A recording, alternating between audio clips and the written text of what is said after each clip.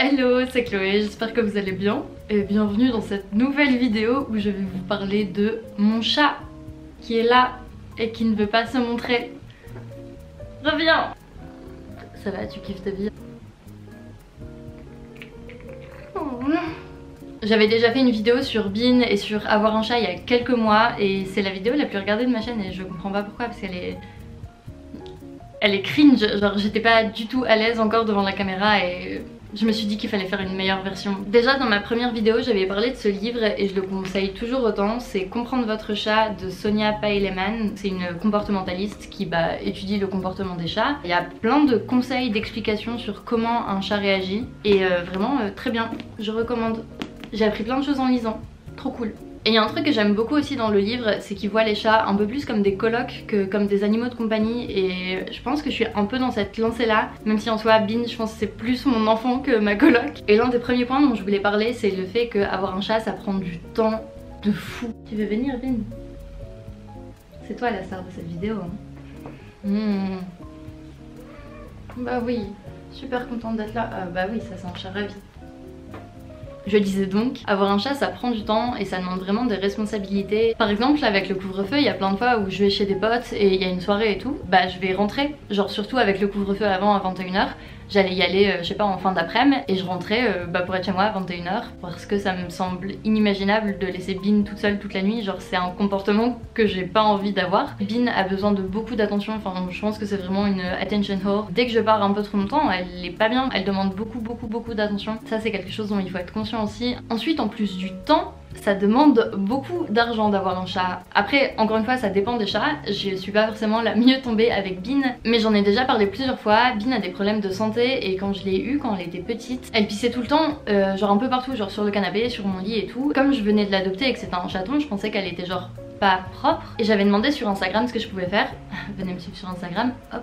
Hop, ça c'est fait. Bref, j'avais demandé sur Instagram ce que je pouvais faire. J'ai eu plein d'avis, de trucs. Maintenant ça me paraît absurde de les faire, mais à ce moment là je savais pas parce que c'est des trucs qu'on me dit tout le temps, genre mettre la tête du chat dans la pisse, ce genre de choses là qui sont en fait hyper violentes et assez traumatisantes je pense pour un chat. Je pense que j'ai aussi créé un genre de traumatisme chez Bean et je m'en veux beaucoup de ça. Mais ouais, comme je pensais qu'elle était juste pas propre, je pense que j'ai essayé lui faire peur quelque part et je me sens horrible à dire ça mais pour qu'elle comprenne que c'était pas un comportement adopté. Donc ne faites pas tous ces trucs là, mais si vous achetez de toute façon le livre dont je vous parle, ils disent clairement que c'est pas un comportement à avoir. Je l'ai juste lu après avoir fait tout ça et je m'en suis beaucoup voulu. Et ouais, donc après j'ai emmené Bean chez le vétérinaire et en fait elle avait une infection urinaire depuis genre 3 semaines. Donc moi ça faisait 3 semaines que tous les jours elle pissait n'importe où et je l'engueulais et tout. Enfin j'écoutais ce que les gens me disaient et clairement j'aurais pas dû parce qu'en fait ils me disaient un peu n'importe quoi et je pense que c'est juste que c'est des trucs que tout le monde pense qu'on fait comme ça. C'était pas très français mais je pense que vous comprenez. Je pense que ça a vraiment traumatisé Bean alors qu'elle était malade. On a fait des tests, il m'a dit que c'était sûrement alimentaire donc on a changé son alimentation. Avant je lui achetais des croquettes que j'ai achetées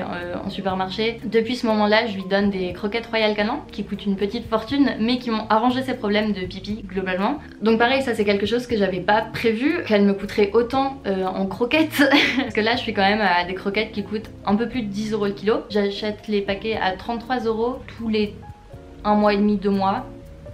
Donc c'est beaucoup d'argent. Après bon plan, j'achète les croquettes sur Chronovet. Donc c'est un site qui, je sais pas, fait des partenariats avec les vétos. Genre tu peux te faire livrer chez ton véto, du coup tu paies pas les frais de port et t'achètes les croquettes moins chères que si tu les achètes chez le véto. Conseille de regarder Chronovet et il y a un très bel oiseau qui est posé là. Je savais pas que ça existait mais il y a des assurances maladie genre pour les animaux. Évidemment ça dépend de votre animal parce que c'est quand même un sacré budget, je crois que c'est entre 10 et 15 € par mois. Et bien sûr si votre chat a pas de problème ça en vaut pas la peine, mais par exemple Bean qui a déjà eu plein de problèmes de santé et qui m'a déjà coûté une petite fortune en veto, je l'ai pas encore fait mais j'hésite vraiment à lui prendre une assurance. Update pipi de Bean, mais ça arrive encore une fois de temps en temps qu'elle pisse hors de sa litière et c'est lié au stress. Ça m'a rendu très triste. Je sais pas si c'est de ma faute, enfin c'est pour ça que je m'en veux beaucoup et j'ai peur que ouais ça ait créé un truc psychologique chez elle. Je voulais parler d'un truc qui est un peu dur à dire aussi et que je pense que j'ai un peu du mal à assumer d'avoir ces pensées là. Mais Bean je l'ai adopté d'une pote, donc ses parents ont des chats qui ont eu des chatons et elle je sais pas, elle m'envoyait des snaps et tout et dedans il y avait Bean que je trouvais trop mignonne et j'ai décidé de l'adopter.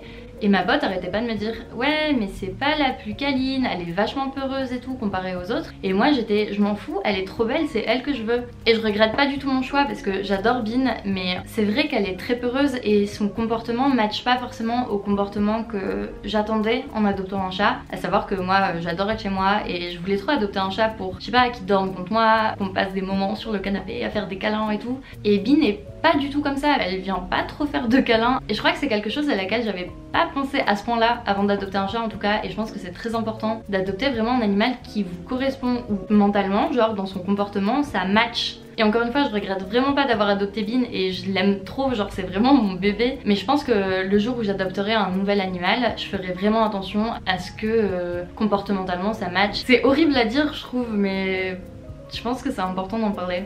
Autre chose pour que son chat se sente bien, en appartement encore je parle, c'est d'adopter son appart à son chat et pas demander à son chat de s'adapter à l'appartement. Encore une fois c'est quelque chose que j'ai lu dans ce livre, enfin, j'aime vraiment bien la façon dont c'est abordé, la philosophie et tout qu'ils ont, mais j'avais lu un passage que j'avais adoré où en gros il disait qu'un chat c'était une autre espèce que nous humains et on les amenait dans un environnement qui nous est adapté à nous humains et on peut pas s'attendre à ce qu'ils agissent et ce qu'ils se comportent comme des humains, genre évidemment un chat va faire ses griffes, évidemment un chat va monter partout et vraiment je pense que je m'en étais jamais rendu compte avant de lire ce livre, mais un chat quand tu l'adoptes et que tu l'amènes chez toi il fait beaucoup d'efforts d'adaptation. Et en fait le reste des efforts c'est vraiment aux humains de le faire vers le chat. C'est un peu la mentalité dans laquelle je suis. Après vegan, antispéciste et tout ça doit jouer. Mais dans mon cas par exemple, Bean elle a le droit d'aller partout, il n'y a aucun endroit où je la laisse pas aller. Juste quand je pars de l'appartement je ferme la porte de ma chambre pour pas qu'elle ait accès à mon lit et qu'elle puisse pisser dessus. Mais à partir du moment où je rentre, généralement c'est elle qui réclame même pour pouvoir aller dans ma chambre et s'allonger sur le lit et tout. Après pareil elle fait ses griffes de ouf, notamment sur ce fauteuil, je sais pas à quel point on voit.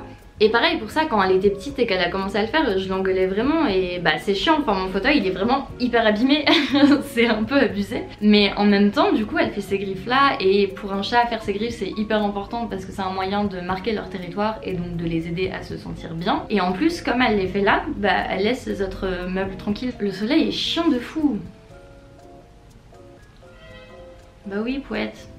Autre chose pour qu'un chat soit bien, il faut au moins 2 litières dans l'appartement. Enfin, je sais plus comment on dit, mais genre, faut toujours une litière de plus que le nombre de chats. Donc si vous avez 2 chats, faut 3 litières. 4 chats, 5 litières. Je sais plus exactement pourquoi, mais je crois que c'est une histoire de choix. Genre, faut que le chat ait le choix de l'endroit où il veut aller pisser et chier. Je crois que c'est un truc comme ça. Au niveau du temps que prend un chat aussi, ça c'est... Je pense que si je dois me reprocher un truc par rapport à ma relation avec Bean, c'est ça, c'est que un chat en appartement a tendance à s'ennuyer et du coup faut vraiment jouer avec lui. Et je pense que je joue pas assez avec Bean et elle vient souvent me réclamer qu'on joue ensemble. Donc comme elle avait pris un peu de poids, je lui lance des croquettes, comme ça elle les mange plus doucement et en plus elle chasse un peu donc genre elle joue. Ça je le fais depuis, je sais pas, depuis novembre. Mais sinon c'est vrai que je pense que je joue pas assez avec elle. Genre il y a plein de fois où par exemple je vais être, je sais pas, sur mon ordi ou sur mon tel et en fait elle va vraiment attendre à côté de moi hyper patiemment et du coup je vais pas m'en rendre compte et elle va finir par me croquer les orteils. C'est comme ça que Bean se manifeste généralement. Enfin quand elle me mord les orteils forcément bah ça me saoule et je suis en mode oh tu fais quoi? Mais après je me rends compte qu'en fait elle est là depuis genre 10 minutes assise à côté de moi en mode eh oh on peut jouer. Donc voilà, ça je pense que c'est très important et clairement c'est une de mes résolutions 2020, c'est de prendre plus de temps pour jouer avec Bean. Et autre chose dont il parlait beaucoup dans le livre aussi, c'est le consentement. En gros ils disent que bah un chat comme tout être vivant, faut que ce soit consentant pour être touché etc. Et qu'un chat, enfin des fois il a juste pas envie et c'est pour ça qu'il va avoir des comportements genre qu'il va mordre ou qu'il va griffer, c'est parce qu'il a pas envie. Mais on voit trop les chats je pense comme des jouets. Je voulais juste revenir un peu sur tous ces points là parce que c'est, enfin les animaux c'est un sujet qui me touche particulièrement et je suis hyper sensible par rapport à ça, aux animaux de compagnie et tout. Et à chaque fois les pubs genre 30 millions d'amis et tout, quand on voit les animaux abandonnés ça me fend le cœur. Et je pense que pour les chats comme pour les chiens il y en a beaucoup qui sont adoptés puis abandonnés parce que on se rend pas compte de l'investissement que c'est, du temps que ça prend. Et voilà, je voulais juste en parler un petit peu et sensibiliser un petit peu sur ça. Je vous fais des bisous, faites des bisous à votre chat pour moi, mettez des pouces bleus, abonnez-vous, mettez des commentaires, bisous. Très mal fait.